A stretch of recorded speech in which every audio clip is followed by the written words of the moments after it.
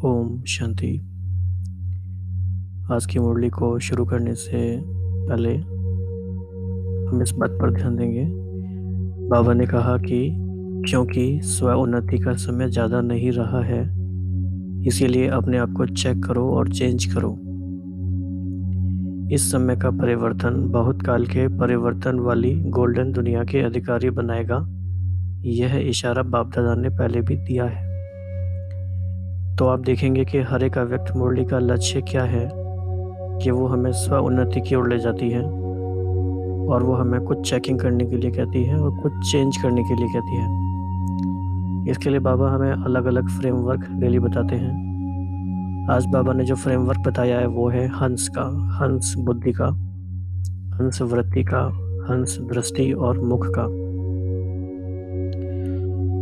तो ये बहुत ही सिंबल्स का काफ़ी गहरा यूज है इस मुरली में कि कैसे हंस इस बात का प्रतीक है कि वो दिव्य बुद्धि, दिव्य वृत्ति, दृष्टि और मुख हमारे बनाता है। आपने देखा होगा कि ज्ञान की देवी सरस्वती, उन्हें हंस वाहिनी भी कहते हैं। हंस पे विराजमान दिखाते हैं। इट मीन्स जब हमारी बुद्धि हंस जैसी हो जाती है, उसके आधार पे हम अपने जीवन में चलते हैं, तो हम ज्ञान की देवी या ज्ञान के देवता बन सकते हैं। इसीलिए ज्ञान दायिनी वीणा वादिनी हंस वाहिनी ये गायन है। तो आज बाबा ने बताया है कि होली हंस बुद्धि बनने से क्या लाभ है, होली हंस वृत्ति कैसे बनाएं, होली हंस दृष्टि कैसी होती है और होली हंस मुख का कर्तव्य क्या है। इन चारों बातों को बाबा ने विस्तार में बताया है। यही आज का हमारा मेन फ्रेमवर्क है जिस पे हम ध्यान देंगे। काफ़ी डीप मुरली है, इंटरेस्टिंग मुरली है, इसमें काफ़ी गहरी बातें हैं, इसलिए बहुत ध्यान से सुनना है। ओम शांति। आज बाप दादा सर्व होली हंसों की सभा देख रहे हैं।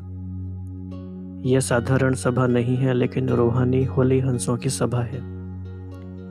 बाप दादा हर एक होली हंस को देख रहे हैं कि सभी कहाँ तक होली हंस बने हैं।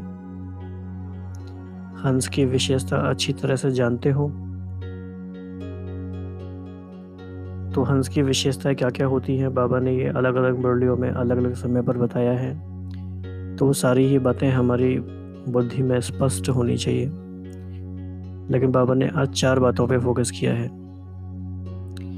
तो इन चारों का डिटेल हम देखेंगे और दिन भर हमें यही चिंतन में रहना है, इसी स्मृति में रहना है कि मैं होली हंस बुद्धि वाली आत्मा हूँ, मेरी वृत्ति होली हंस की है, मेरी दृष्टि भी होली हंस की है और मेरा मुख भी होली हंस का है। जितना गहरे गहरे से स्वमान में जाएंगे तो हमारी दृष्टि, वृत्ति, बुद्धि परिवर्तन हो जाएगा। तो बाबा ने सबसे पहले बुद्धि की बात करी। सबसे पहले हंस बुद्धि अर्थात सदा हर आत्मा के प्रति श्रेष्ठ और शुभ सोचने वाले। होली हंस अर्थात कंकड़ और रतन को अच्छी तरह परखने वाले और फिर धारण करने वाले। तो जब हम ये बात कहते हैं कि कंकड़ को और रतन को अलग करना है, परखना है, तो इसका मतलब क्या है? तो इसको बहुत सारे अर्थों में भाई बहन समझते हैं। अलग अलग अर्थ इसके हो सकते हैं। चाहे तो किसी व्यक्ति को परखने की बात है, चाहे बातों को परखने की बात है, बहुत सारी बातें हैं। तो पहले हर आत्मा के भाव को परखने वाले और फिर धारण करने वाले।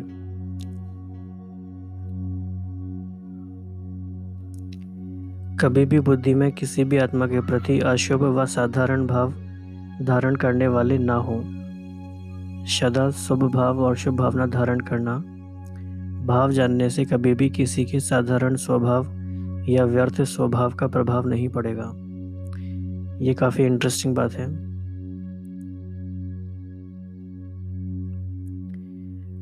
किसी का भी भाव जब हम जान जाते हैं कि किसी ने जैसा बोला, जैसा किया, वैसा क्यों किया, तो हम एटलीस्ट उसके प्रभाव से तो मुक्त हो जाएंगे। या बाबा कई बार इस बात को ऐसे भी कहते हैं कि राज को जान जाएंगे तो नाराज नहीं होंगे। तो बाबा ने कहा भाव जानने से कभी भी किसी के साधारण स्वभाव या व्यर्थ स्वभाव का प्रभाव नहीं पड़ेगा। शुभ भाव, शुभ भावना, जिसको भाव स्वभाव कहते हो, जो व्यर्थ है उनको बदलने का है। तो बाप दादा देख रहे हैं ऐसे हंस बुद्धि कहाँ तक बने हैं। तो आज ये चेकिंग का पहला मेन पॉइंट है कि बाबा ने जैसे ये बताया डिस्क्रिप्शन इसका, इसके आधार पर चेक करना है कि हम ऐसे हंस बुद्धि कहाँ तक बने हैं। कैसे हंस बुद्धि? कि किसी भी आत्मा का कैसा भी भाव है, अशुभ है, साधारण है, व्यर्थ है, उसका प्रभाव हमारे ऊपर ना पड़े। सेकंड बात है, ऐसे ही हंस वृत्ति अर्थात सदा हर आत्मा के प्रति श्रेष्ठ कल्याण की वृत्ति। हर आत्मा के अकल्याण की बातें सुनते देखते भी अकल्याण को कल्याण की वृत्ति से बदल लेना, इसको कहते हैं होली हंस वृत्ति। कितनी बड़ी बात है ये। अकल्याण की बातें सुनते देखते भी उसको कल्याण की वृत्ति से बदल देना, ये है होली हंस वृत्ति। तो अपने कल्याण की वृत्ति से औरों को भी बदल सकते हो, ये छोटी बात नहीं है, ये बहुत बड़ी बात है। ये इतनी पावरफुल वृत्ति हो कि हम अपनी वृत्ति से औरों को वृत्ति बदल दें। उनके अकल्याण की वृत्ति को अपने कल्याण की वृत्ति से बदल देना, ये है होली हंस का कर्तव्य। तो ये काफी अच्छे एक्सपेरिमेंट की बात है।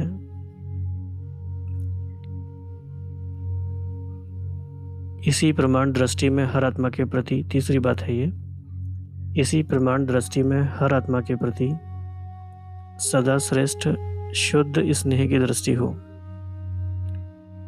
ये भी छोटी बात नहीं है, बड़ी बात है, क्योंकि हमारी दृष्टि भी बदलती रहती है। अलग अलग लोगों के लिए अलग अलग दृष्टि हो जाती है, लेकिन सभी के लिए कैसी हो? श्रेष्ठ शुद्ध स्नेह की दृष्टि। कैसा भी हो, लेकिन अपनी तरफ से सबके प्रति रूहानी आत्मिक स्नेह की दृष्टि धारण करना, इसको कहते हैं होली हंस दृष्टि। तो 3 बातें हो गई। अब चौथी बात है, इसी प्रकार बोल में भी पहले सुनाया है, बुरा बोल अलग चीज है, वह तो ब्राह्मणों का बदल गया है, लेकिन व्यर्थ बोल को भी होली हंस मुख नहीं कहेंगे। मुख भी होली हंस मुख हो, जिसके मुख से कभी व्यर्थ न निकले, इसको कहेंगे हंस मुख स्थिति।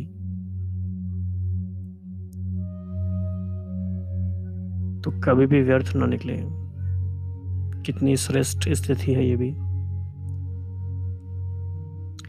तो होली हंस बुद्धि, वृत्ति, दृष्टि और मुख जब यह पवित्र अर्थात श्रेष्ठ बन जाते हैं, तो स्वतः ही होली हंस की स्थिति का प्रत्यक्ष प्रभाव दिखाई देता है।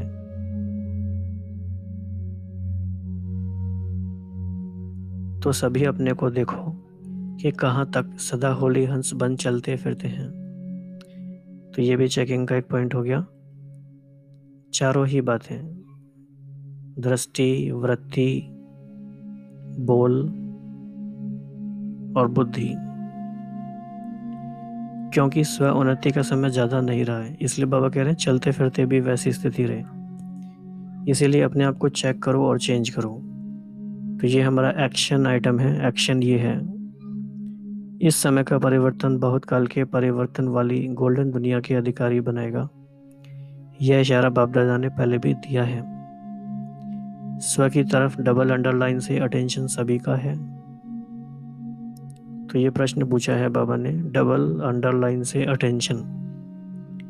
थोड़े समय का अटेंशन है और बहुत काल के अटेंशन के फलस्वरूप श्रेष्ठ प्राप्ति की प्रारब्ध है। इसीलिए यह थोड़ा समय बहुत श्रेष्ठ संभावना है, मेहनत भी नहीं है, और जो सिर्फ आपने कहा धारण किया और धारण करने से प्रैक्टिकल सतह ही होगा। तो बाबा ने ये भी बता दिया कि कुछ इतनी मेहनत की बात ही नहीं है, क्योंकि कुछ नया एक्सप्लोर नहीं करना है ऐसे एज सच। जो आपने कहा धारण किया और धारण हो गया, तो माना वो प्रैक्टिकल में होता रहेगा। तो होली हंस का काम ही है धारण करना।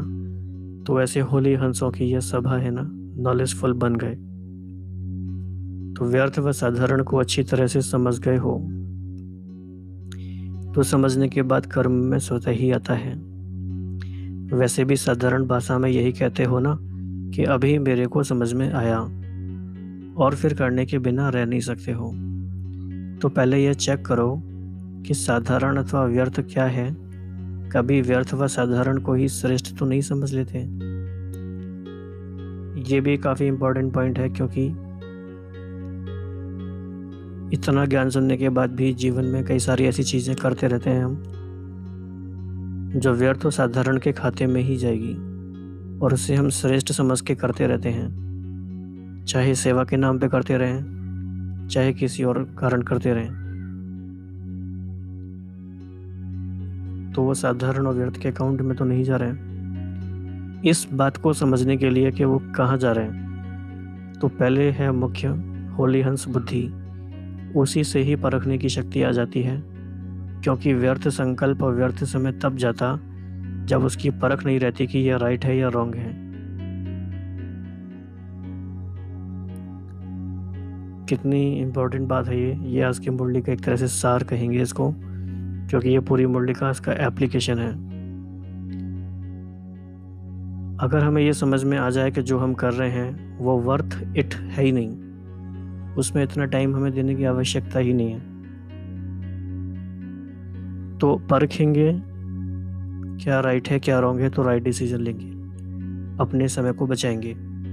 इसीलिए बाबा ने कहा कि व्यर्थ को रॉन्ग को राइट समझ लेते हैं, तभी ज़्यादा व्यर्थ समय जाता है व्यर्थ, लेकिन समझते हैं कि मैं समर्थ हूँ, राइट सोच रही हूँ, जो मैंने कहा वही राइट है। इसी में परखने की शक्ति ना होने के कारण समय, मन की शक्ति, समय की शक्ति, वाणी की शक्ति सब चली जाती है। तो ये बहुत ही इम्पोर्टेंट पावरफुल महावाक्य है। तो हंस बुद्धि अगर नहीं है तो सिचुएशन को परख भी नहीं पाएंगे, समझ भी नहीं पाएंगे। तो 3 लॉस हुए, मन की शक्ति गई, संकल्प चलने लगेंगे, समय की शक्ति गई और वाणी की शक्ति गई।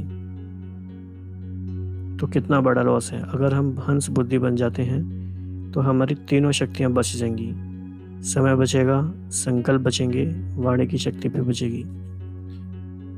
तो ये कितनी इम्पोर्टेंट बात है।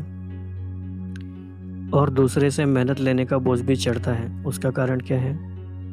क्योंकि होली हंस बुद्धि नहीं बने हैं।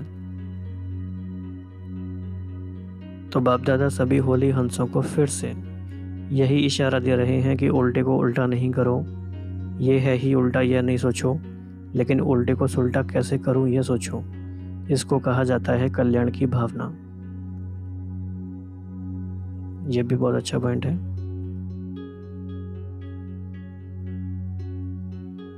श्रेष्ठ भाव शुभ भावना से अपने व्यर्थ भाव स्वभाव और दूसरे के भाव स्वभाव को परिवर्तन करने की विजय प्राप्त करेंगे।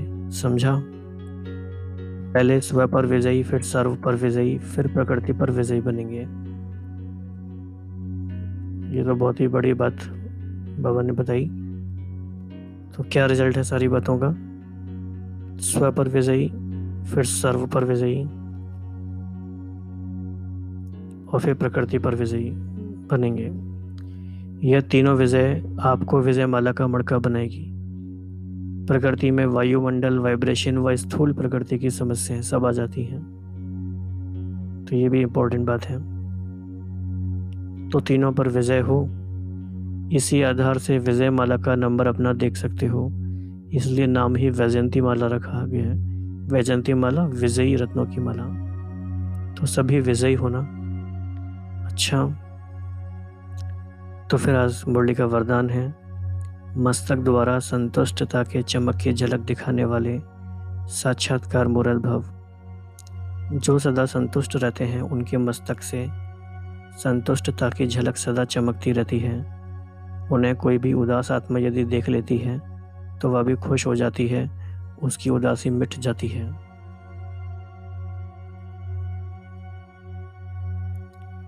जिनके पास संतुष्टता की खुशी का खजाना है उनके पीछे स्वतः ही सब आकर्षित होते हैं। उनकी खुशी का चेहरा चैतन्य बोल्ड बन जाता है। जो अनेक आत्माओं को बनाने का परिचय देता है। तो ऐसे संतुष्ट रहने और सर्व को संतुष्ट करने वाली संतुष्ट मणियाँ बनो, जिससे अनेकों को साक्षात्कार हो। स्लोगन है, चोट लगाने वाले का काम है चोट लगाना और आपका काम है अपने को बचा लेना।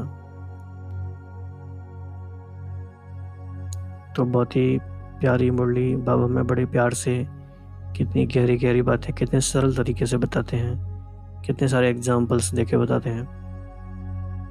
बाबा ने हंस का एग्जाम्पल यूज़ किया जो कि सरस्वती का वाहन माना जाता है। ये सारी इस सिंबॉलिक बातें हैं। अब कोई सरस्वती हंस पे तो बैठेगी नहीं ना। तो उसका मीनिंग ये है कि अगर हमारी हंस बुद्धि है तो हम ज्ञान अर्जन कर सकते हैं, हमारी सीखने की नेचर बन जाती है, हम ज्ञान की देवी ज्ञान के देवता यानी ज्ञान देने वाले भी बन जाते हैं। और इन सब के कितने बड़े रिजल्ट हैं, स्व पर विजयी, सर्व पर विजयी और प्रकृति पर विजयी। और जितना जितना हंस बुद्धि बनेंगे, परखने की शक्ति आएगी और अपनी 3 शक्तियों को हम बचा सकेंगे, मन की शक्ति, समय की शक्ति, वाणी की शक्ति।